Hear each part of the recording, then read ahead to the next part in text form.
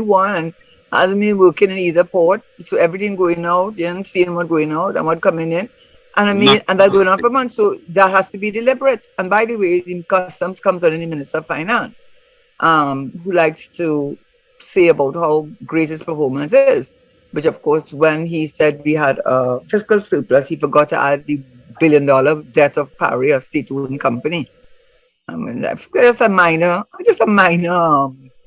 minor error, improvement to minor mention. omission. But yeah, a A minor minor omission omission. on his part that would have put him back in a deficit, as has been the case Uh, since his government has come So into by leaving it office. out, he got a surplus, Yeah, right? a So, billion but dollars, a yeah, billion that's small. dollars, That was right? small.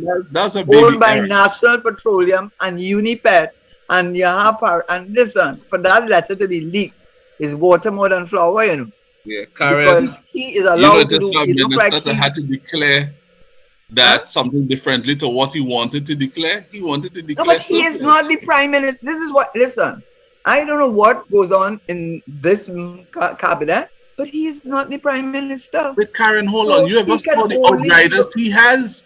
You ever huh? saw the police detail he has? No, I don't even. No, but I wouldn't like to. I'm sure. Look, Karen, one day I didn't know what was going on when I was leaving the radio station when we used to go to the station on Abercrombie Street. I was giving Skippy a drop up the road, or he was giving me a drop. But I had this long line of cars in front, police cars in front of the Central Bank. I said, what happened there? Is a police concert or something? And Thomas told me, no, that is called inverts, detailed outriders. If you I see want to. police cars, But let me tell you. Can I tell you something? When you you see, sure, you sure? If you had to determine who's the prime minister by the extent of the police detail, then it's called, if you're using that. but I not mean, only that, yeah, but not only that, what he's allowed to do. What he is allowed to do. He has a complete free hand in what he's mhm, allowed to do. And what he's allowed to do is, for instance, why does he talk about the Health and Stabilization Fund that has lost 26% of its value in the last 2 quarters? And that fiscal Karen Houlihan, tell us about surplus that. The Heritage and Stabilization Fund has lost 26% of its value. in the last 2 quarters. Further, further expansion is required in that. Further clarification. Could you please? Our Well, no, well, I wonderful, mean, smart what I do lady, know. tell us about that so we can become more knowledgeable. Well, I mean, they did make You're an my amendment to favorite the. minister of Yeah, but I finance. didn't come prepared, so I will remember as much as I can. What I do know is that they made an amendment to that Sure, act sure.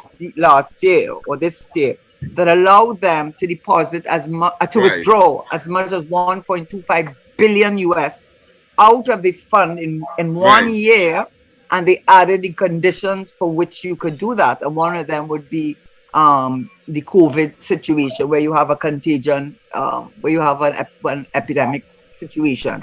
I know they did that, but what I do know is that the the funds, how it operates, is that they give you a definition of what is the energy products, and energy is oil and gas. And once the minister at the budget, as you know, he sets the price of the oil and gas, which is what they use to determine what your revenue will be for the year, and using the gas and oil prices.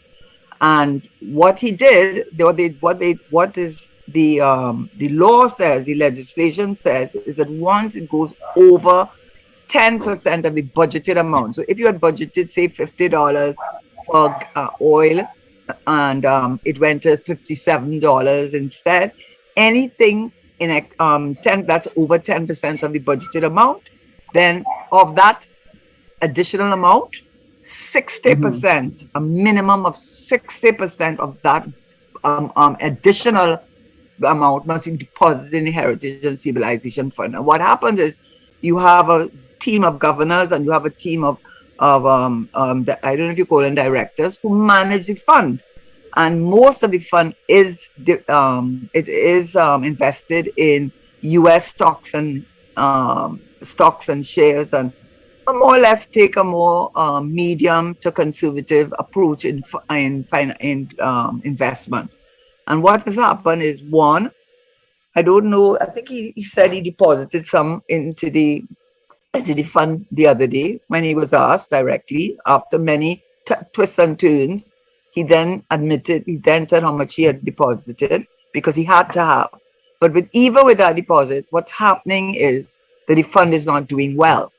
The fund is not getting money. One, he went into the fund about 6 times. Yes, I know it's 6 times. 6 times he dipped into that fund in order to get the fiscal support and also for the foreign exchange reserves. So 6 times he dipped into it, and apart from dipping into six times, you also have not put anything into the fund, as well as the fund is not doing that well, so that you're seeing that it's losing value because of those factors. So now, every quarter you're supposed to do it. Every quarter you have to give a report. So they had the last 2 quarters, according to the central bank, it had lost 20 something percent of its value prior to those first 2 quarters. So it's not doing well.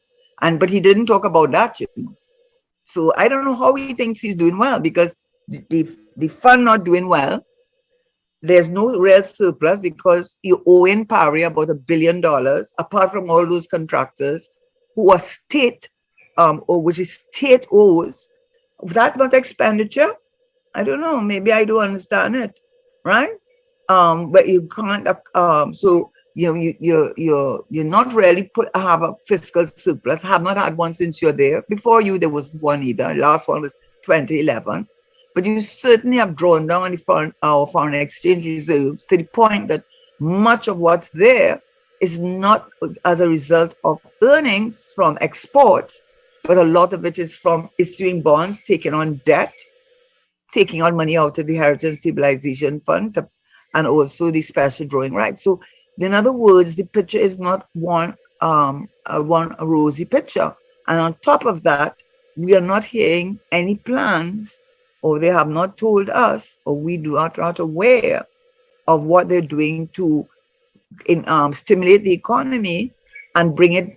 You know, I didn't even bring it back because it wasn't in a good position that much in any event, if you look at the data. But what do they do? Just stimulate the economy. And meanwhile, we have runaway murders in this country, people being stopped from marching. I mean, both the UNC and I think this Victor Philip from South applied for peaceful march, and on both occasions they were denied the right to march, and that is your constitutional right of freedom of assembly, freedom of speech, freedom of political expression.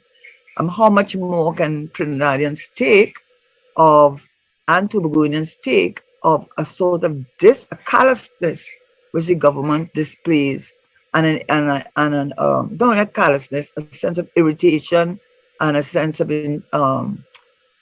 irritation and not only annoyance, it's more than that, you know. And it's as if, stop, you know, what wrong with you? You know, it's just not a good look. And it's I think that's why we have the environment we have this year of a Christmas that is really very, very muted. But you know, as one of the writers, it wasn't the one that said that Trinidad is an autopilot. That one said that, who is well respected. But another one said, how much are you going to trust, or how much are you going to depend on the patience of the Trinidadian with the way that they are as things are going? How long do you think it is going to continue? You know, and they even were talking about, oh, I know what it was, the price of oil and gas. If you cap the price of the subsidy at 1 billion, yet what you're seeing, because oil prices have dropped significantly from the heights of $90, which you had anticipated, and now averaging 70 something dollars. Doesn't that mean that the subsidy that the government has to pay to maintain the price of oil and a sort of gas and premium gas at the pump, at the level it is, it means you're having to put less? And who is benefiting from that difference? Because definitely the price of oil has been much less than the budgeted price of $92. I see Richard is frozen. Oh boy, Richard, are you hearing us? Oh boy, seems like he froze up on us there. Yeah, that's what you're speaking about there. I find it so difficult. I think that well, I used to work in the oil industry at one time too, and as it is now, I think the information that they tend to pass on or make public, I think it's just that of oil and gas alone. But I don't think where the revenue is being generated now because of that war resides only with oil and gas. As a matter of fact, that is probably the lowest end of the revenue chain, if you ask me, because ammonia, methanol, LNG, I think those are the things that the country is making a lot of money of, but they are very silent with the information, passing the information on to the public. They just keep talking about the price of oil, but I think ammonia especially is making a lot of money. But a lot of people don't know about it. A lot of people just hear about it because of the Ukraine war, and it's because of the Ukraine war those prices are soaring where revenue is concerned. And I can't understand why we have to be in a position or a situation where we are just like depending on what they say as to what they are making. When I looked at an article, I didn't read it altogether because last week I had a bout of that influenza that really had me out of it. Yeah, I know what it's like. Yes, a lot of people have had it. Yeah. Yeah, so I just read a little bit, and they were saying that Paria is in such a situation with finances and things. So I said, wait, what on earth is really happening? Paria, and that information came out during the commission of inquiry. In response, somebody either added to that, but I really was out of it, so I couldn't concentrate too much.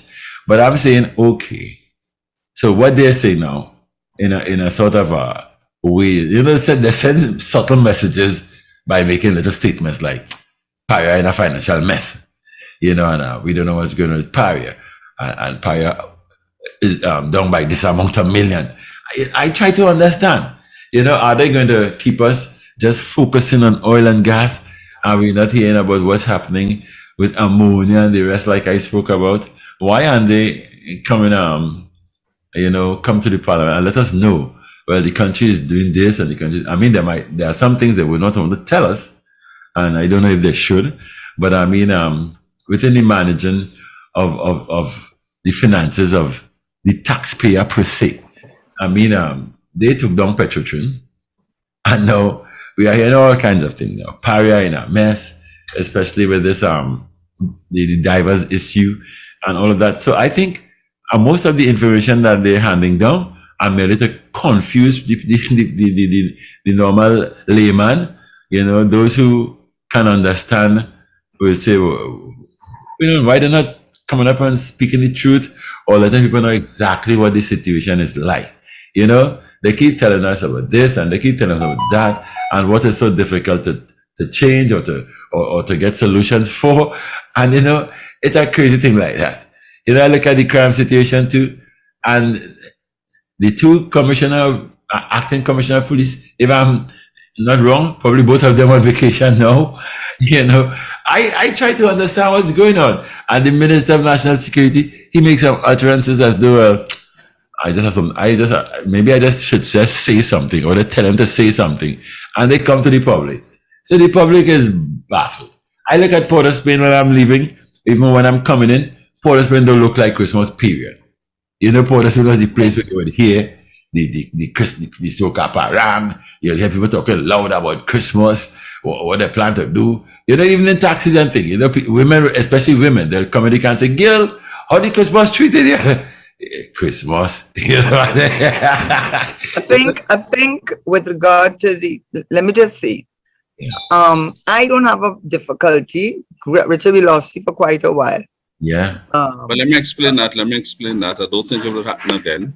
I brought the internet people here to increase it up to the max on all floors, become on 3 levels here. Yeah. And they brought some extra boxes. I don't know if you know that, way plug in to help the internet, on all floors. And they put that in and told me that is all I needed. Well, boy, like it was taking my internet and kind of to the neighbor and all over. It was taking the internet everywhere else but here. And once so what I did, I said, no, this is happening too much. I just unplugged one of the box from this floor, the Yeah. one they had here, and look how good we're running again. So I've Right. gone back Yeah. as we used to be before. So I Hmm. just I told my son, the little one, call and I'll call her name Digicel now and tell him come back for the box because they said they give me um, a month free trial to see if it improve it and so on. So I'm gonna give it back to them right now, just after 9 days, to let them know how. I mean, they have worsened my situation. I tell So you. yeah, so we're back here. I don't expect that to happen again. This is how we used to be before, Karen, and I would say the That's for same. sure. That's for Yeah. sure. It's good to have you back. But no, what I was going to say to what Daddy Mark was saying was, um, I think that two things. I think that the focus should be on the downstream industries, and I think more and more that is what is happening. And so they are looking at natural gas as a feedstock for the downstream industries and expanding it. And I think that is the way to go because the money is to be made in the methanol, in ammonia, the naphtha, they call it, the polyethylene and polypropylene, and you go down the value chain. So I Yeah. think that is where the natural gas future lies. And when it comes, and also LNG, Yeah. of course, is big now because of all the pipeline issues in Europe and pipeline issues. Yes, so that is become. I understood like in Germany they built a LNG platform in 200 days on a ship. So it's a special type of ship, is a special type of platform that Yeah. then they then liquefy the natural gas, put it in the pipelines, and I don't know all the technology, but it is a specialized area. And Trinidad definitely had a advantage in that area, which is why I think they renegotiated the train 2, 3, and 4 because LNG has become very much important in terms of providing um, natural gas to Europe and to the markets. Yeah. But I think the focus, and that is why ProMan, which is what I would spend a good bit of my time looking at, is this whole issue with ProMan. And in my respectful opinion, is that I really wanted to talk a little bit about that because, so to come back to your point, I don't see that it is, I think it is good for the government to go down the value chain but using natural gas as a feedstock. Yeah. And I think BHP Billiton had discovered 3.5 trillion cubic feet of natural gas off the East Coast. Yes, BHP Billiton, just near Tobago, in the East Coast, Northeast Coast. So I think that is where natural gas future is for us as a feedstock because we already have an industrial estate. We already have the ammonia. We already have a lot of the nitrogen, and we already have that in place. And we've had it for many, many, many, many years. So don't reinvent the wheel. What to do is deepen it and use it as a feedstock. So I think that's where they are heading with that. And then also going to what they call the blue hydrogen, which is and gas liquid. I think that's the future for oil and gas in Trinidad. But whilst you do that, it's still the Dutch disease because you are focusing all your energy on the energy on the, no pun intended, focus on energy and energy. The feedstock is not. I mean, yes, there's a lot of it clearly in the waters, in the deep sea. But the point is, what you really want to do now is make sure you use that money that you're getting, the revenues that you're getting from the natural gas and from the downstream industries, negotiate better deals so that you can put that money into, or that revenue into developing tourism, the international financial center, and making us more food secure, even if it is to bring down the price, the inflation, which is mainly driven by food inflation, so that the people in this country, the poor people who are living on minimum wage, or I don't know what you call it, I don't even know if there's a minimum wage, at least they're able to buy the basic food stuff. So there should be more focus on the agro industry, more development of tourism, which is what keeps all those other islands alive. All those other islands, that is their bread and butter, tourism. But our own could be the cultural tourism.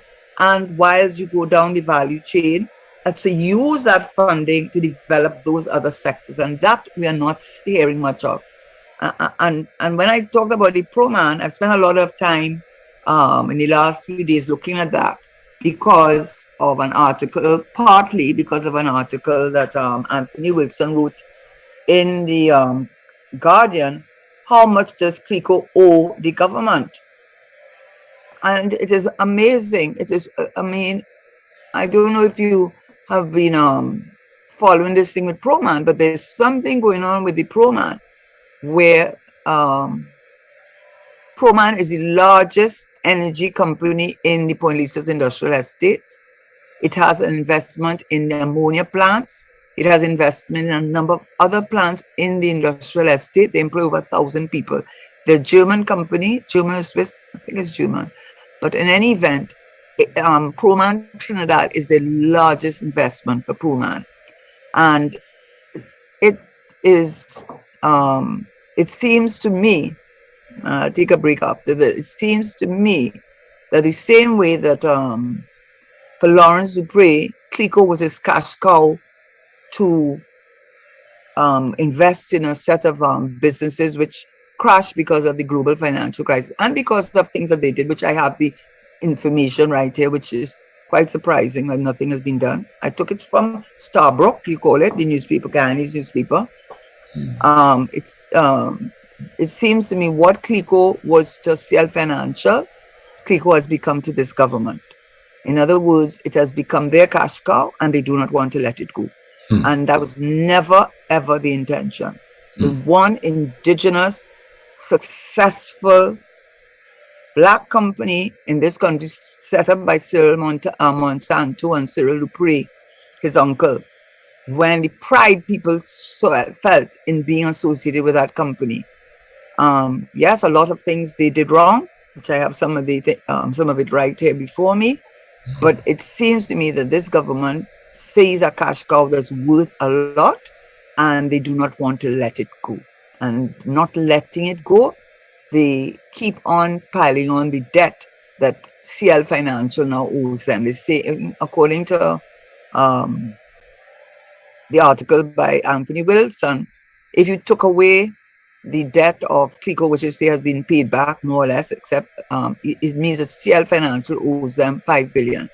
And if CL Financial owes them $5 billion, I find it very, very hard to believe that the Methanol Holdings Limited shares, as well as the decision, which is on appeal, but I don't know how it will end. But at this point, that the CLICO that used to be called CLICO Energy Limited, that it's 51% shareholding in Proman, which the judge said had to be transferred back to CLICO and CL Financial, plus all the dividends payable from 2009.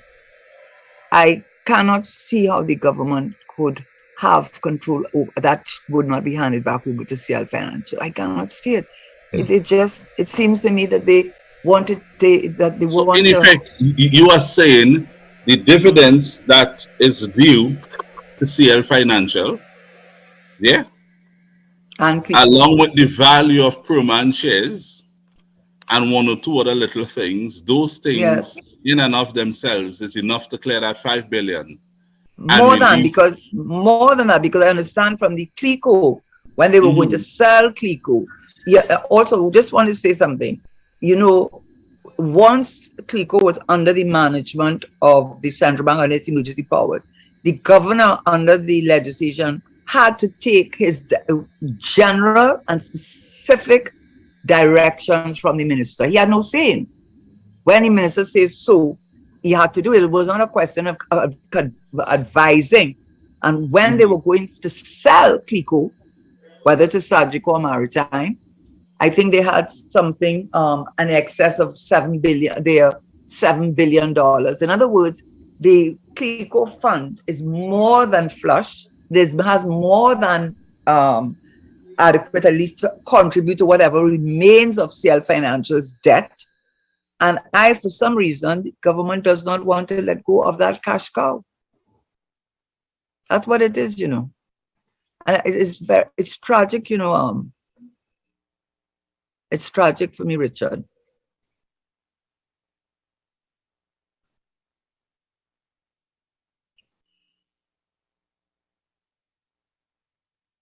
You hear me? Yeah, I'm hearing you. Yeah. Richard? Okay, Richard. Richard, are you there?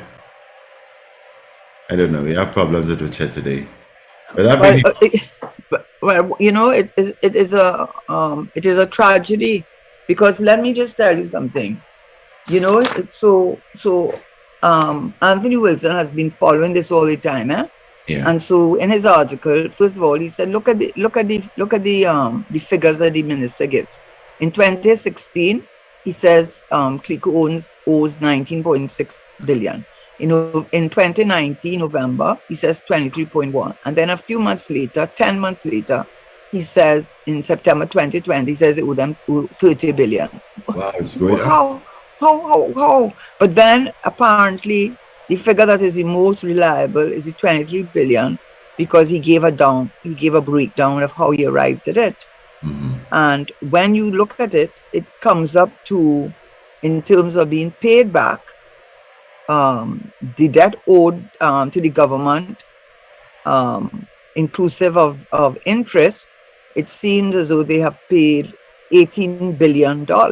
So that's all that is owing now, less 1 billion, but they say they'll get that back when they sell the methanol shares. Is the CLF now, the holding company of Clico, would now owe the government 5 billion. And I cannot see how, by the way, and Proman Limited, 51% of it was owned between Clico and CL Financial, 34/17. And they have made extensive investments. What used to be Clico Energy, that was transferred by Lawrence to Proman in 2009, and the judge overturned that decision because he said it was not done with it was against the MOU, a number of reasons he gave. But in any event, it has ammonia shares, it has shares in Caribbean Nitrogen, it has 27% shares in nitrogen, it has 48% methanol marketing located in Texas, and 67% shareholding in industrial plant services. In other words, it is worth a lot. So it just seems to me that the government has a cash cow, and it is just absolutely against what the plan was. And I could say that because I was the one that was there when the MOU was signed. And at that point in time, the thinking was that, well, of course, you didn't know exactly what their debt portfolios, because they were not exactly forthcoming.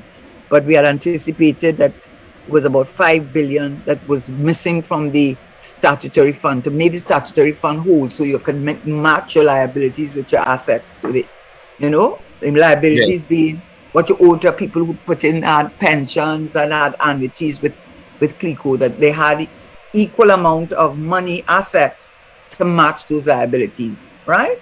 So that you were solvent then.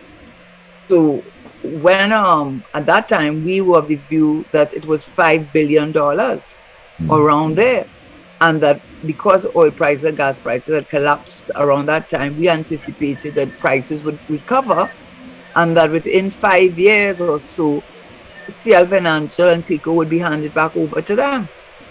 But they would not be able to have these short-term annuities, which is the EFPAs, but they would be limited to traditional insurance products.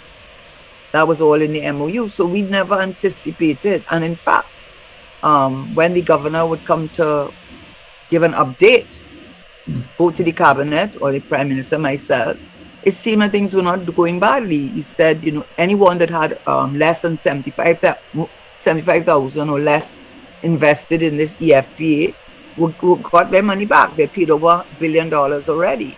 And that was continuing. And the other creditors, which were much more than that, they had the confidence that over time, with the recovery of the oil prices and the methanol, which was a major holding methanol company, that eventually they would get back them and they'd be paid. That's what we said, they'd be paid in whole. And then we lost government in 2010, and the rest is history now. And now, in this dispensation, it has become the one thing the government of value, not WASA, which is a total financial mess, not TNTech, not Port Spain, none of the things. But you know what's good? Angostura. That's what's good. You know what's good? Clico made a big profit, $313 million last year, I believe, if I'm not incorrect. That's the Republic Bank share. That's the things that have value. Nothing that the government owns. Anything the government owns is state-owned. I'm not sure even the Petrotrip, even Paria. And therein lies the explanation, based on your explanation, why the government may be reluctant to relinquish the hold they have on CL Financial. Absolutely. Because, absolutely. Yeah. And that's sad, because from what you have outlined, my takeaway from what you have said is that they have about 3 or 4 options through which they could get the funds to settle the debt to the government, reduce the gearing ratio of the company in terms of the balance sheet of the company, and return the company to its owners so that they could start afresh. They would have less resources from that point onwards, but at least they'll have back the company and they could start building again. Why the government is doing that? And you have explained that so thoroughly, because to be in that position where you can be paid off, but you don't want to be paid off. And I spotted this, and we discussed this years ago, you know. When PwC had done a plan, you would know about that plan too. The way forward, it was 130 days that they said they will pay it off in, and they highlighted the assets they were going to use, the cash and other fixed assets they were going to use, and how they were going to settle it in 120 days. It was 130 days. The government rejected that now. Tell me what government is saying you owing me at that time. I think you said 19 billion. The figure was about 18 billion. But let's go to 19. You owing me 19 billion. They're giving you some now, if you agree today, somewhere in the vicinity of 30 something billion. They were getting up front, and they were getting the rest in 120 days time. You would tell me you have all that money outside. You need that money to do what they had to do for the people of Trinidad and Tobago, and you would turn down an offer like that? You tell them, okay, exactly. You give me this amount of 30 billion, and I hold on for you for 120 days, and they settle the rest. And you know what? I mean, not 30 billion. I think it was 9 billion they were to pay up front. Whatever the amount was. The next 9 billion would have come in 120 days. And they explain how it was. Time to reevaluate things like even the land in Tobago that they wanted to use. Exactly. They wanted to use no man's land. Let's put the current value on it. They wanted to use the valuation from about 10 years ago. Thank you. Why would you want to do that? Exactly. And you know what else? You know what else that makes you wonder? Even these, remember now, under the Section 44, the emergency powers, although the governor has all these powers, it ends that he has to consult with and must conform with the follow the general and special directions of the minister. He's not like the president where he'll just advise him. He must follow the minister, right? Now, in December... He's inflexible because he doesn't have that degree of flexibility. Any power. None. He doesn't have any power. So he's just a sort of, they say, rubber stamp. But let me show you how he has to be a rubber stamp. Yeah. You know why he has to be a rubber stamp? 2 things. In December 2018, he came out and said that the statutory fund was whole, meaning that the assets and liabilities, they had more assets and liabilities so that they could...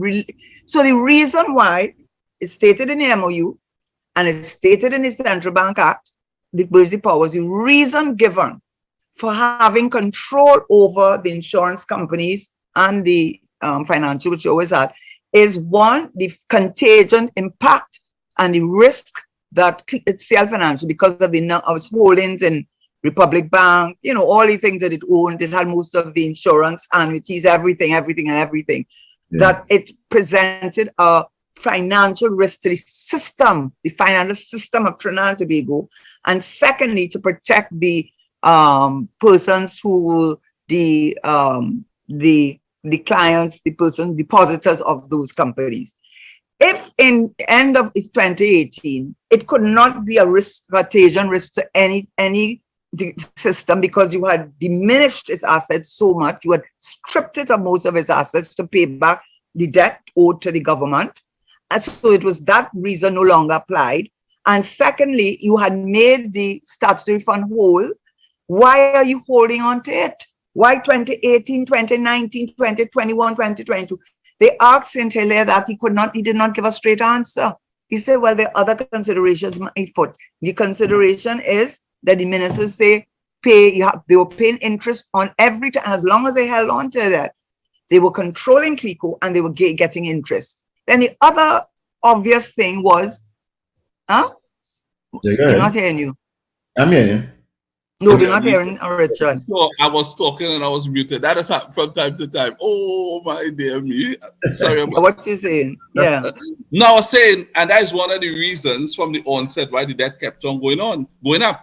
Because they worked out everything and they said, well, interest on this, interest on that, interest on that. And then it just snowballed. So it moved from 18 to 19. Then we had 19 to 20. Then the next thing we had was 21 billion. Then Anthony Wilson did an article. Billion. Yeah, you just said it. It went up to 30 billion and then they said, and then it went back to 23. Yeah. So what you support? Is that believable or credible? What they're telling you? And then with the Sajiko, not believable, and it was not credible. Credible.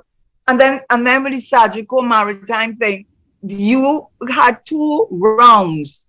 I mean, the Privy Council had to put the government in its central bank in its place. You had those, and you going appealing, and wait after the 2 rounds when maritime won. Then the minister, remember, he gives specific and special directions to the governor under the 44D powers. So in other words, the central bank governor have to follow it.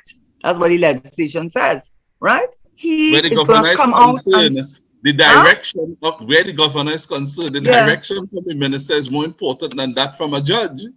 Yes, you can look it up as you there, section 44 N, I think it is. N. Okay. I think it's 44N. I can't look it up myself now. But in any event, then when Maritime had obviously won the bid, you sit down, they won't give it to them, wait a year and a half, and go back again, and then the minister who can order the governor to do what he says, because that's what the legislation says, right? And give him direction, he has to follow them. He said he doesn't feel a Maritime is such a stable company or has the ability to. What the heck? Who is he? After Maritime in business in this country for so many decades. I mean, how come Maritime didn't look to commence legal proceedings in that matter? What they call it? The great P&M robbery? Yes, yes, that's exactly what this gentleman is saying. That yesterday's paper? That's Sunshine, but it's Byron Stone. He said this is a story of how Lawrence Dupre, a TNT corporate title, was preyed upon by the PNM government vultures who picked the flesh off of CL Financial, Clio group of companies, which is one of the pride of Trinidad and Tobago. The bailout agreement signed in good faith. Correct, it was signed in good faith. That is true. In good faith between CLF and the PNM administration in June 2009 marked the beginning of the narrative. And then they went on, and here, I mean, when you read this, he says, however, the PNM administration has consistently refused to give CL back to its rightful owners, the shareholders, even though CLF has paid the government loan with billions of dollars in interest payments, benefiting the national coffers. Why is the Rowley regime seizing CL Financial? The question reveals theft concedes in a conspiracy to plunder the assets of CLF while deceiving the people with a false narrative that Lawrence Dupre is the boogeyman. The CLF assets are being sold off under the premise of public interest using a front. And he goes on and on about it, and I really believe he's right. He said employees, clients, and stakeholders all profited greatly from the CL Financial entrepreneurial leadership And then he did admit that did a wrong thing, did a lot of wrong things, yes. But what is clear, what is absolutely clear is the government does not want to let go of CL Financial because Karen, that's not the because only somebody asset did worth some wrong anything. things in his company or in their company. Give someone who signed an agreement in good faith to bail them out the right to rip them off. It doesn't. Exactly. It doesn't give them No. the right to do that. And what happening now? Want to come up with a good argument and write a paper on it to highlight that the government might be now ripping off CL Financial in the name of the people of Trinidad and Tobago. So they come say they're doing this for the people of Trinidad and Tobago. They're just using the name, those words, but they're really doing it for another reason. It's not that they want to get back for the people, it's that they're using the people You see, to do what they're doing to plunder CL Financial. I, So I, that I honestly, I mean, is it a tragedy? it And is, it is. it is a tragedy I like because that they have heading. no Excepting the intention. PNM. It shouldn't be the PNM the robberies, not that. I disagree with that papers. I'll put it down to the government. Move the PNM and put government, right? And perhaps it can go to government of the day as well. But Well, not that might PNM. be true. PNM had nothing to do with that really. Some of the people who behind what is being done, they're not even PNM people. Yeah, but they are the people. Listen, I agree with you from that point of view that Yeah. it didn't start with them. But what I would say, it could have stopped with them, No, and I it agree. didn't. I And they agree. could have stopped with them. They are in power, and they are in the government, and they're sitting in the chair, and they've been there since 7 years now. So what's going on now with ProMan? The issue with ProMan and now relinquishing control of CL Financial, whilst they were in office since 2018, wouldn't let it go. Those are decisions that this government has made. So yes, I do agree with you that it started with the former government. I agree with you with that, but they have continued with that same thing, and instead of pulling it back, and it seems to me that nothing this government owns, state owned by this government. Hmm. Barrier, supposed to be the darling, and the other one, Heritage. Let's hear the real story about Heritage. Soon enough, we'll hear the real story with Heritage, right? Karen, nothing is working well. Yeah, but Crime not being managed yeah, well, but we're the talking about economy not being managed well, people's yeah, salaries and so on not being managed well, the yeah, but economy to help people prosper not managed well. Tobago, well, they responded to what they think was terrible performance. They have expressed they're how in they feel trouble too already. now Yeah, with I mean, PHA. nothing is working well. Nothing. The health sector is not going well. You got there, can't get medication for this, medication for that. Doctor telling you where you can get the best service. Leave the hospital and go there. And when you leave there and you go where the doctor It's the directs you same to, doctor. is the doctor opening the door for you? I mean, come. That going on years, huh? Yeah, That's yeah, nothing yeah. I new. mean, come That going on, on come on. years. Nothing is working well in the Yeah, but country. but but Yeah. but Richard, why Hmm. don't when you talk about the health services, you're talking Yeah. about social services. I'm talking about the areas in the government that are supposed to generate income or generate funds to run revenue for the government, right? So I am making that distinction, right? And I am saying that when it comes to revenue generation, or even if not revenue generation, having a balanced situation where you're not owing. Every state-owned company that the government has is WASA. It cannot. I don't know when they will come out of that WASA situation. Tech. That's one of the things they said that Tech. But it was it said that who was owing? Who was owing? They were saying that someone company was owing 800 million, but it's because Tech was owing them 800 million, which is why they couldn't pay their debt, right? And so it goes, and so it goes. So the only thing that is making money is Angostura, right? Yeah. We thought Paria was. Remember, they were singing the praises of how Paria was doing so well. Well, no, Paria not doing so well, and the savings on the what you call it on the government provides a certain level of subsidy and capped it at $1 billion. Now that the price of gas and oil in particular has gone down, what is the subsidy that the government is really paying for oil that is both super and premium. What I'm saying is that according to the chairman of Paria, he can't pay their suppliers, much less supply the fuel and gas, etc., to the regional clients, because they owe in so much money, and the Minister of Finance is not releasing money for them to be able to pay. How is that a success story? Even Paria, they're making a mess of Paria. And then you have the other company, Heritage, which they are a co-guarantor with Heritage for some loan. That their performance must affect Heritage, and ask for the refinery. Well, who is buying it? As you said, nobody wants to buy it, and nobody's going to buy it. I don't know. I don't understand. Is it really for sale? Is it really for sale? Well, right. I mean, Yeah. what I'm saying is, what they want to hold on to is what is making money, and what they want to hold on to is the German Proman.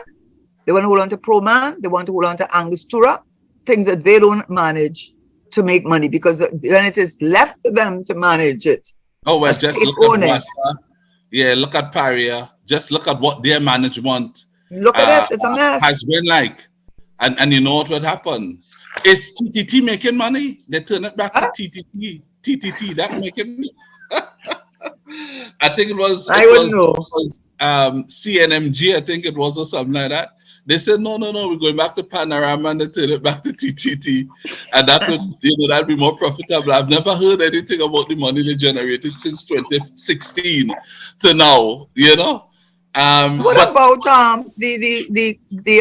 the pitch lake asphalt? oh no, that's in This trouble. and this guy Achong explained, Larry Achong, which I did not know. He said that the bitumen that the refinery produced was oxidized, and oxidizing the bitumen, I'm sure Daddy Mark knows more about this, meant that the bitumen would last 8-9 years. The bitumen that they're getting from Barbados or Jamaica, wherever they're getting it from, it is non-oxidized, which means that when you use it, it only lasts a few months, according to him. So even the bitumen is a ward of the state. Lake asphalt is a ward of the state. There is nothing that the government has its hands on that has not no success story. Huh? No So now they're trying to hold on to Angostura, and they're trying to hold on to Proman. They're trying to hold on to the things that have a real future for them. What you are saying, in effect, is if they release CL Financial fully, the government would be no man's land. And that is a terrible situation. After 7 years in office and so many things promised, they say that under their management, the future looks so good.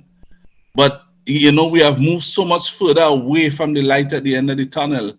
They got it, and they could see the light at the end of the tunnel where they got it from. I don't think they can see the light again. And you know what what's the most very painful, at least for me now, because remember my husband worked with Clico, and he died in office in 2004. So I knew a lot of the people that worked in Clico personally. And when he broke down, I have to say this, because I went and to make sure that I didn't get it wrong. Sorry, I didn't get it wrong. It's the opposite of what I mean. He broke down what was the funds that the government expended on Clico. And one of them, 10 billion, over 10, nearly 11 billion on a short-term investment Clico products, which is really the EFPA. But what is disgraceful, as far as I am concerned, I just don't know, Starbrook is that newspaper in November 2011. They were given an account of what was the state of play in Clico. And Karen Gardier and Ian Garcia, who happen to be my husband's best friend, actually, and best man in my wedding, so I've said it out there. They said siphon off millions of dollars from the insurance company and put it into private companies. One of them with Gardier, we call it GG, enterprises. Garcia called his own Events Unlimited. He made out, and she was the financial controller, and he was the chief marketing officer. So they each could sign the checks. So they signed checks to each other, and took out US 3 million on a bank draft, Events Unlimited, and the payment was authorized by Gardia and Garcia, who owned the company. And then Garcia, then Gigi, I think it was similarly for her. And then they took US 1 million of that money they siphoned off into these non-companies and invested US 1 million in EFPAs. And then, so let me just say one other thing. Gene Zadek, who writes emails which I never open, and says all kind of, well, at the beginning I used to watch it years ago, and most nasty things that I wouldn't even worry to, and I just don't open it. But in 2012, Gene Zadek, who was CEO and a director in 2004, he was a director in 2004. This is what they did. In the CEO, Gene Zadek this is in the December 2012 newspaper report. It said that he had invested a 2.3 million in an EFPA, and in 2004, Ian Garcia, with the permission of Lawrence, gave him an interest rate of 75% compounded from 2004 to 2007. So between 75.48 compounded interests at the end of year 3, that 2.3 million EFPA had become 12.5 million US. Now, why am I mentioning it? It is beyond me. It is beyond me, not this government, the former government, that these people got that money. These people were not considered non-assenting or assenting. These people were considered under the Bob Lindquist report that these were the people who had taken the funds and abused and put CLICO where the state it was.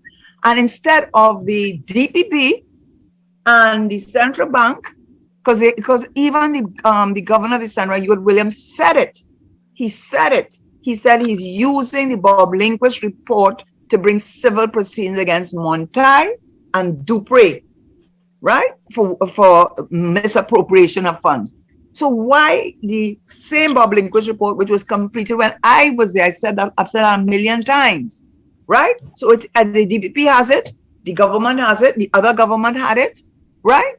Why is it that those persons not only have not been prosecuted for obvious, this is how it came out of the Bob Lindquist report. Why have they not been prosecuted? But instead of being prosecuted, once the statutory fund was made whole, they are also the beneficiaries of the EFPA payment out. And the policy that we took, that I was there, and I was there, they would not benefit. They were not considered either assenting or non-assenting. They were considered the persons who were the cause of the demise of CLICO. And instead of them being prosecuted, instead of the Commission of Inquiry report being released, instead of the DPP prosecuting these people with the obvious information from the Bob Lindquist report, you go and take out of the an EFPA and pay them out money out of that EFPA.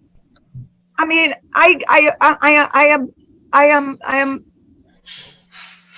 almost speechless. It's as almost as if you are rewarding wrongdoing. Why it is, and maybe some of the people who included were people on both sides of the fence that they wanted to protect. And that's why nothing was ever done. But something, and you want to know why we put up with things in this country and why people have no thing. You know why? Because look at what we accept. Look at what we accept. And then you want to talk about me, talk about what that is something you should be talking about. And that getting this Canadian man who every minute writing some nonsense in the papers. I mean, in the sending emails. I don't open it at all because I'm going to aggravate my soul. But he has a whole line of people he sends it to. This man has the temerity, the audacity that he took getting at 75% compounded interest whilst he was CEO of a thing at 2.3 million he put in there and left with 12.5 million. I think he took out, somehow he got out some before. So this short-term thing, he must have gotten the rest. And people like Garcia and all of them who put in the millions of dollars in the EFP, well, I believe that they got their money too. Are you hearing what I'm saying? Is anybody hearing what I'm saying? Yeah. Loud and clear. Yeah, I'm listening. I mean, why won't, you want us to trust this government? Why won't you release the Commission of Inquiry? And why won't you prosecute? Because it's on both sides of the fence. It's on both sides. That's why this country will never get over corruption. It's too small, too much friend, and they will not make decisions in the interest of the people of this country. I bet you if you do that once, I bet you if you make them an example once, I bet you it will deal with a lot of the corruption. I bet you a lot of people will think twice. Yeah, I quite agree. I find that, I mean, I had to ask, I said, wait, something I not understanding here. I think Yatming was the Minister of Finance then. Yeah. How could you pay them out? But then, guess what were they to say? We can't pay them out because they haven't been prosecuted for any crime. Right? And so that's the rationale. And they're not being prosecuted for any crime because the Bob Linquist report, nobody taking it on, is the Commission of Inquiry, which tells you what they were doing. Yeah. Coleman would have given a breakdown of how they moved money around and who had money and what they did with the money that was not theirs.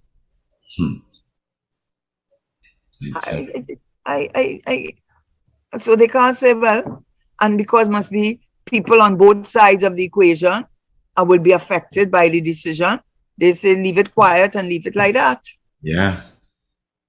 And that's why we will never, ever get over our corruption problems in this country because too many decisions are based on relationships and maybe people, friendships, lodge, maybe a member of the lodge. I don't know. People tell me about those things. Yeah. Those things are real, Right.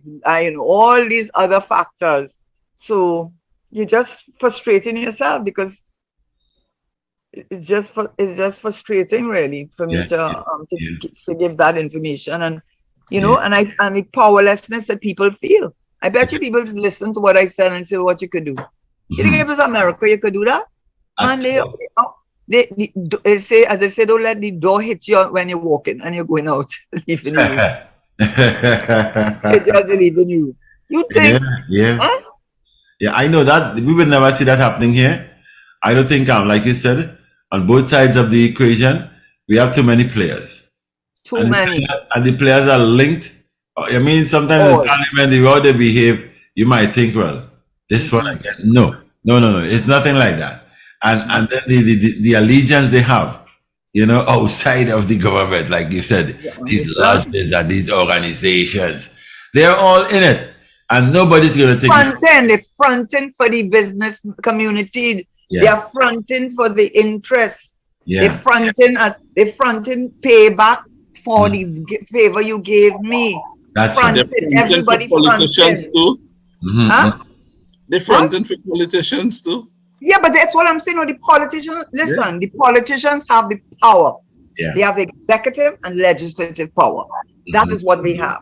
So the politicians are the front men because you cannot tell me if the Prime Minister said tomorrow morning, gave the DPP enough funding and said, I'm releasing the Commission of Inquiry. DPP, what do you need to prosecute this thing? You cannot tell me one way to make sure something doesn't happen is to starve it of funds. Look at the procurement legislation. Look where we reach now. Now, with all the respect to the Chief Justice, I mean, coming with a 20-page thing about what's wrong with it and all kind of objection, all of it to make sure, between that, The regulation is not ready. I mean, oh God, I mean, it is just Yeah, they confuse the whole thing. They not legalize confusing. They that are confusing. They they do not want to legalize. pass it. That's right. Let me Want tell to you, they pass it. legalized what we considered at one time and for a long time to be wrong. They legalize that. End of It story. is and, And now what they're doing legalized, is trying not to, only yeah, legalized and normalized it. They have and normalize it. normalized Yes, yes. corruption in this country. That's what they did. And this Normalized. is why we've been against those things for decades. And they come now and they do something which now give them the permission under the law to do the same thing that we were against. Or the only difference was that they could say it's the law. And that's where the parliament reach. That's where we reach. I mean, that's where legislation reach in this country. Legalizing things that But we also know to be to glaringly unacceptable. not allow up to now the regulator cannot function because the all kinds of reasons why you can't let the The man other start rules work and the as other systems to be put in place for the regulator to function. That didn't and this happen. one, And it ain't huh? happening because they don't want to put nobody It's not over what they have to happening. do. It's not happening. So what they're doing, they're going with the part that pleases them, and then they will tell you how difficult it is to fix that part. But they get into it just now. That's the hope. We are Yeah, and then fixing they will that. then something new will come up. And then Yeah, and then something they'll new tell you will come very up. soon the regulator will be up. And you know when the regulator will fix? Just before elections, and if it looks as though they're going to be Well, defeated, his they office, would he was fix it elected then. under. So when they're coming out, No, whoever no, going no. They're in, going to fix it. They're not. Listen. Let no, me they're just going to say fix this. it. Huh? You They're know going to why they're fix not it. fixing it? Yeah. No, they're not going to fix it, Richard. You know why they're Karen, it not could going be to fix right. it? Karen, it No, could be right. Richard. You know why Yeah. I feel they will not fix it? Why? Out of all the legislation, two pieces of legislation will really go to the heart of the level of corruption, power, and money in this country.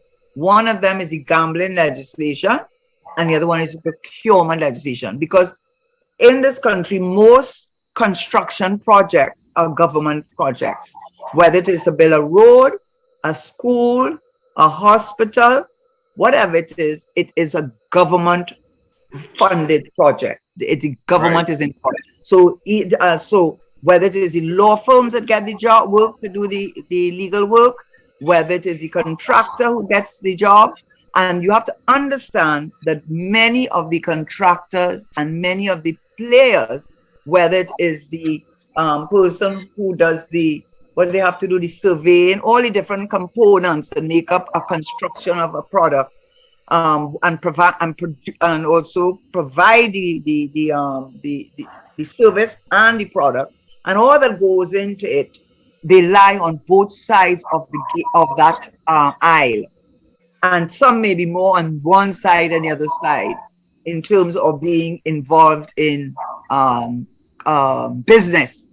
So none of them want, in my view, are really pushing for the regulator to be appointed because at that point in time, this thing about giving, you see what happened with Maritime and Sagico, those kind of things can't happen again. You see how this one gets in a contract, and then you're seeing is instead of sole selective bidding and all the things that they find to get around the law. The fact of the matter is billions of dollars you're talking about. Billions of dollars in contract work. And that is your local industry. And today is you, tomorrow is me. But at the end of the day, it's both of us. So all I am saying is that is why we have normalized the level of corruption. That's why it's just normalized now. It is. It is. And let me see. A minister made a $1 billion omission, whether intentionally or unintentionally.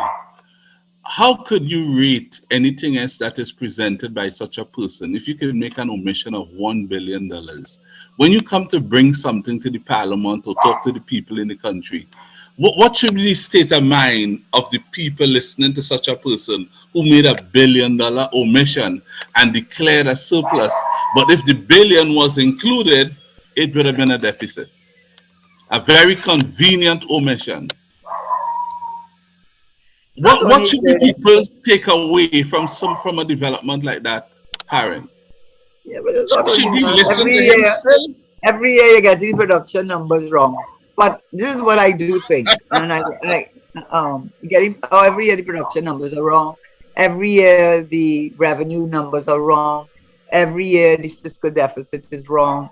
Every year. And I want to tell you, when Mr. Manning was there, yes, I am a man in night, and that's how I feel because to me he'd really put country first, and I never saw him do or ask me to do or get myself in any way anything but put Trinidad and Tobago first. That's what I saw. That's the example I got.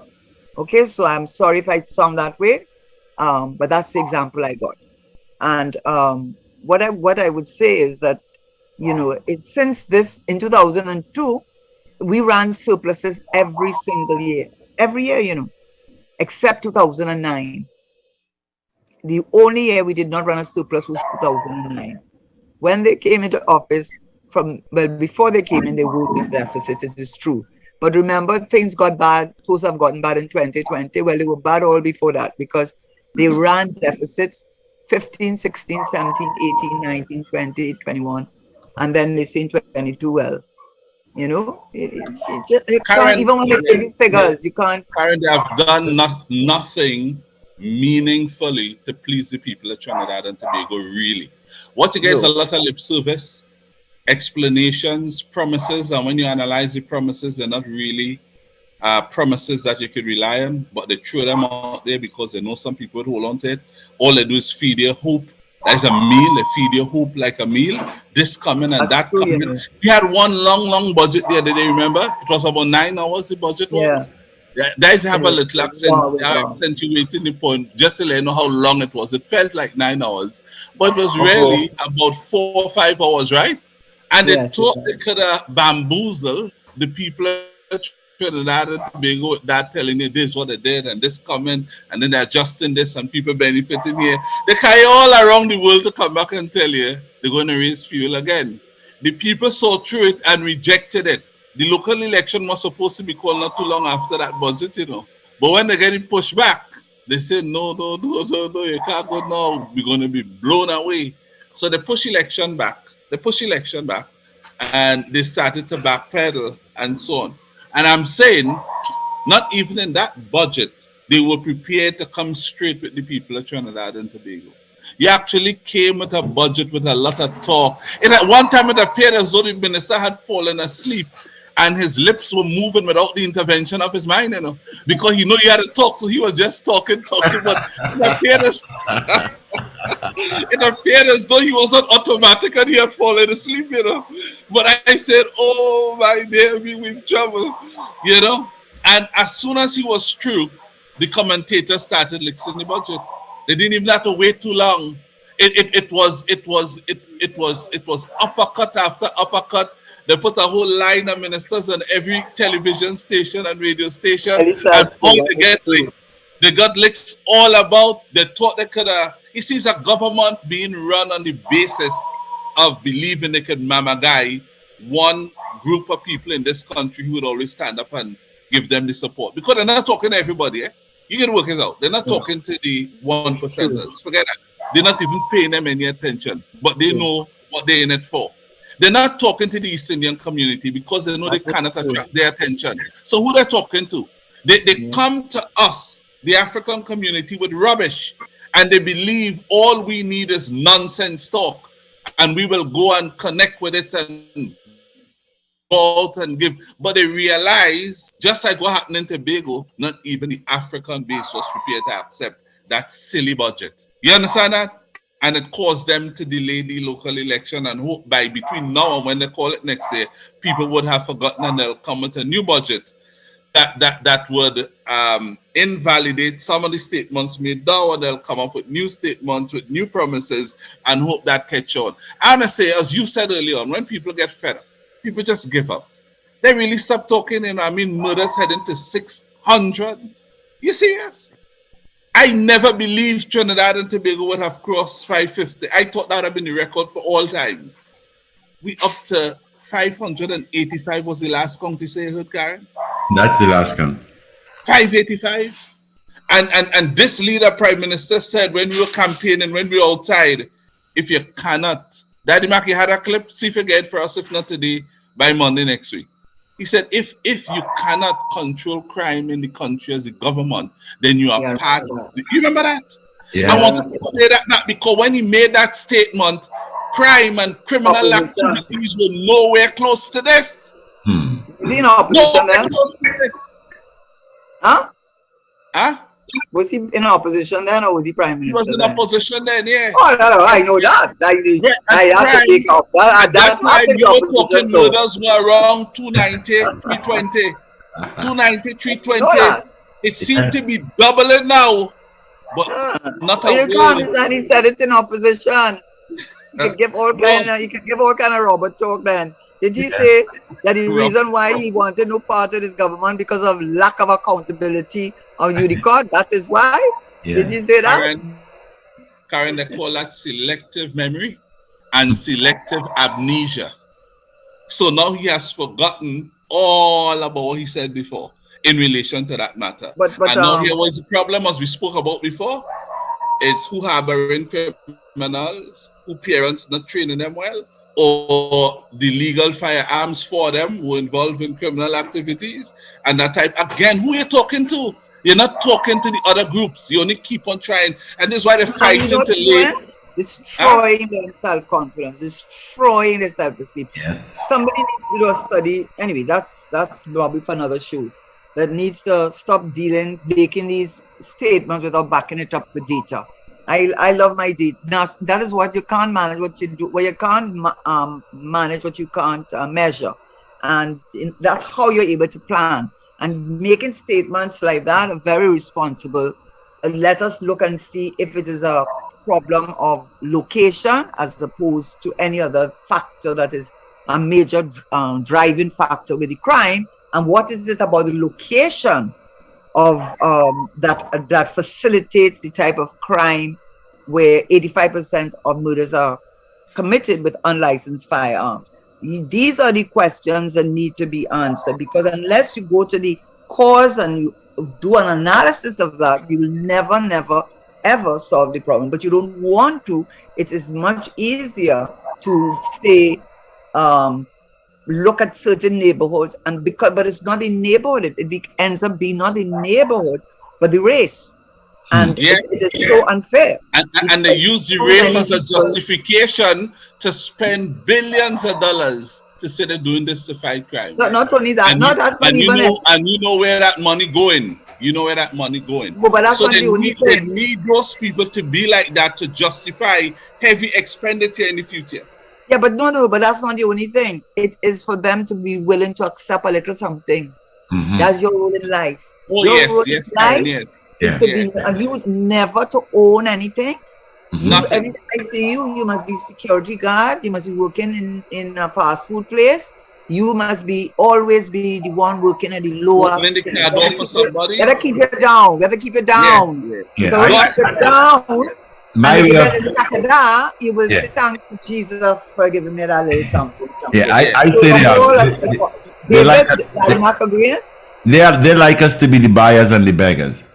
Right, and they actually have them believing that is what their duty and role is. Yes, and they facilitate that by not looking at for one thing, what they need to do instead of saying these things, spend a little money on doing 2 studies. One, in all the families all over Trinidad and Tobago, how many of them, their children, and then break it down by race, mixed and race, whose children are following a tertiary education level. I bet you money, just like how we didn't know you had 2 children who are doctors, I bet you money. And just how they didn't know, well, my daughters are doctors, and I have 3 brothers who are doctors. I bet you, and all of them, none of them here, they were talking about who here. But let us go and find out how many of those people's children are qualified. And I bet you money that you're going to see there's little or no difference in it. What you're going to find out is when you go into urban poverty in any ghetto, whether in Russia, in Italy, in Chinatown, in America, any part of this world, you go into an urban poverty, Ghetto. you are going to get gang warfare. It is the name of it. Who is buying the drugs in these big countries? Who is selling and things? Who is involved in this transatlantic money laundering? Who is it involved? The criminals. So, but what it is suits you. It suits you to denigrate a group of a race, because that's what you are doing when you continue to do that, right? And what you need to do is be more responsible. And two things you need to show is where are the murders being committed, and look at the are there one single family or not single family, the how many children, racial thing. And I bet you in La Brea, how much murders they have in Daddy Mark, how much murders they have in La Brea. And if they have a murder, should come from outside of La Brea. I tell you, that's so true. Huh? Know how That many is murders in food? We don't record that. We don't have any That's what I'm movie. saying. And Yeah. you even said, and I am sure the large population of La Brea is Afro-Chinese. That's right. Right. So stop making it seem as though it is you are by pushing that narrative, you are a picture speaks 1,000 words, and that is highly irresponsible. And what it does is make these young men and women feel that they are worth nothing, that That's they right. cannot achieve anything, that it is their lot in life to be at the bottom of the scale. So when I give you a little something for Yeah. the and I give you a little Hannah, thank you, Jesus. You're so good and kind to me. Yeah. Instead of you saying, I don't want that. I want my own business. That's what happened in America now. It's going to happen here, you know. It's going to happen here. Now in America, the blacks in America are no longer saying, we are not going to be your consumer. We are going to be our own businessman. And the same way, nobody has a problem with the Chinese coming together and forming the Chinese Association. Nobody has a problem with the Portuguese having a Portuguese Association. Nobody has a problem with Syrian Lebanese Association. Nobody has a problem with any of these groups coming together to help each other. But when we do it, we become racist. You cannot be racist. The definition of racism has to be one where you are perceived to be in a better financial, social position to me. I cannot be racist to you. I can react to your racism, but I cannot be a racist because it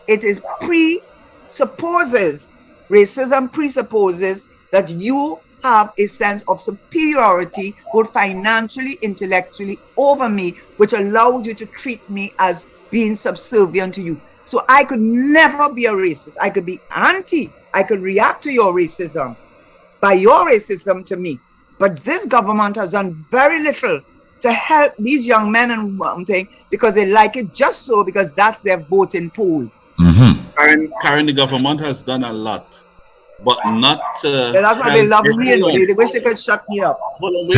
They have done a lot, Karen, sometimes I like your feistiness, Of course. Sometimes. So when you don't like it, I mean, I like it all the time. When you don't like it, the way of phrase what I was going to say there, I was going to get some heat. You didn't hesitate. Yes, draw quickly. Draw quickly. I'll draw. They always tell me that. They say that. They always say that. They say the just come government did a lot. Huh? The government did a lot, but not to take Africans out of the place that they are in now. They have done a lot to keep them there and push them down further. Exactly. Exactly. And that is why this is something let's hope everything moves forward. Maybe, one on one of these shows, we have to talk about the health sector from things that need to be done, because now that my matter is over, after 17 years, I am now free to speak about, in general, the things that need to be addressed with the health sector. And I don't want to do it at the end of this show because it will be lost. Yes. And I want to do it in recognition of my husband, Russell Tesheira, who people would, whatever they may think of me, I think he was very well loved. He's from Nelson Street. He had Grissom boys.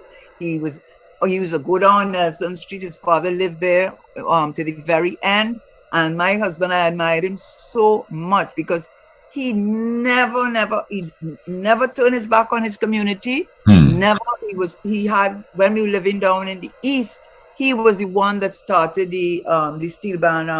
What do you call it? They had two of them.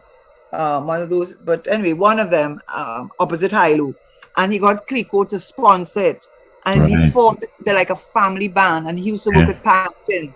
Mm-hmm. Pantin to give out food every month to the community, and he had the young children were playing steel band. My daughter played in the band when they came first the year after he died. Yeah. And I still have the costume she wore. I still have it in my cupboard, the costume that they had for the competition. So I feel a great need to be part of the solution more than just talk about it. I Yeah. know you all, I told you all I have a foundation called Reach for the Stars, and over the years I never really like to speak too much about it, but it has been doing work to help a lot of young people in academia, buying laptops, help them with their scholarships and so on. And I'm hoping that when all of this is settled with my the appellants, finally, that I will be able to do something more in honor of Russell Tesheira, because he deserves it very, very much, and to do something for the community more than I have done already. But and one of the things is, please, this putting a race and making them the boogeyman. It is so unfair, because you know what it does? Because people don't understand, all of those people who belong to the elitist group, they don't understand that when they leave their little cocoon in Trinidad and they go abroad, nobody sees them except as the race that they belong to and all the negatives that go with it. So whilst they don't care about you or the one that is, the person who is the poor person or the person struggling, they don't understand that all of us are part of it. We are all bear it. Because every time someone sees me or you outside of our environment and see us in an environment where we are not known. I happened to me once, I was in Italy. I was just standing up outside of a restaurant. In fact, I had gone there with my sister, who was the guest of this university in Florence, to talk about one of her books. She had been invited to present on her book. So I went with her, and I was standing outside after we had lunch, and this young man came out of his car. He looked up, he saw me, he turned around, went right back to his car to check to see if he had locked his car.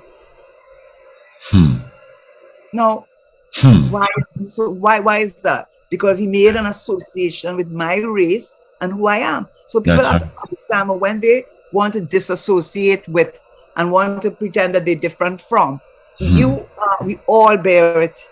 We all are part of the problem, and we're all part of the solution. Exactly. I quite agree. Yeah, it's 6 o'clock now. I'm surprised. I'm waiting for the side call thing saying leave. I'm saying leave. Yes, leave. Let me see leave. It's coming up. Richard, I don't know where you are.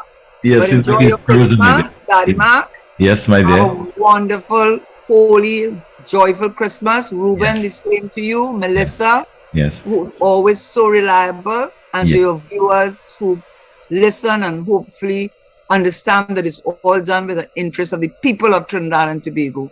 And have a wonderful, blessed Christmas. And I see leave now come up, so I shall take my leave. I'll keep in touch with you, though, even though you're going into the Christmas. All right, Daddy Man. Take care. Ruben said thank you, and you're more than welcome, Ruben. I'm gone. Bye. All right, bye-bye. Well, Richard, it seems like he disappeared on us. So yeah, but I know you would say the same thing, so bye-bye, Richard. Okay, see you soon in the new year. And like I said, be safe. So, news straight ahead. The future